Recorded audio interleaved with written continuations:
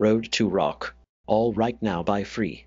The world of rock isn't just written with notes, it is forged in moments of chaos that hides secrets no one dares to tell. Some call it legend, others a curse.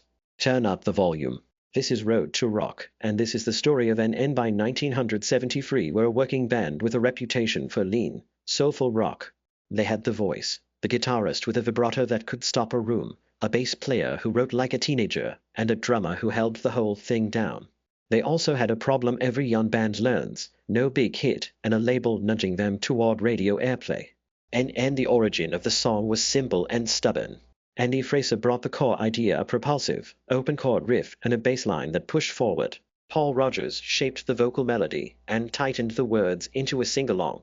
It was collaboration in the raw sense, a bass player's groove married to a singer's phrasing. No mythic lightning bolt, just two musicians finishing each other off in the rehearsal room.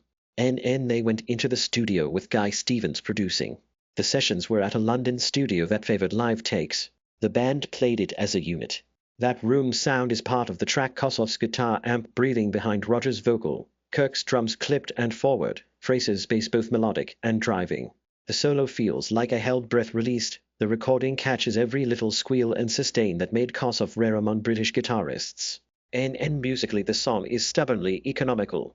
It leans on a riff you can clap along to, a chorus that opens up, and a bridge that gives Rogers a vocal push. The harmony is familiar, rooted in blues and rock, but arranged for maximum punch.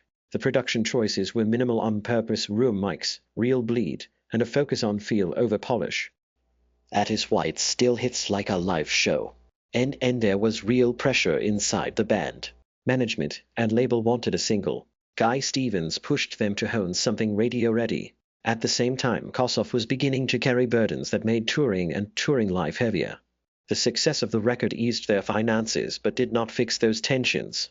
And the song changed everything late that year. It became the song that got them on the radio, that made rooms full instead of half empty, and that gave each member a moment in the sun. It did not save the band forever, but it did carve Free into rock history.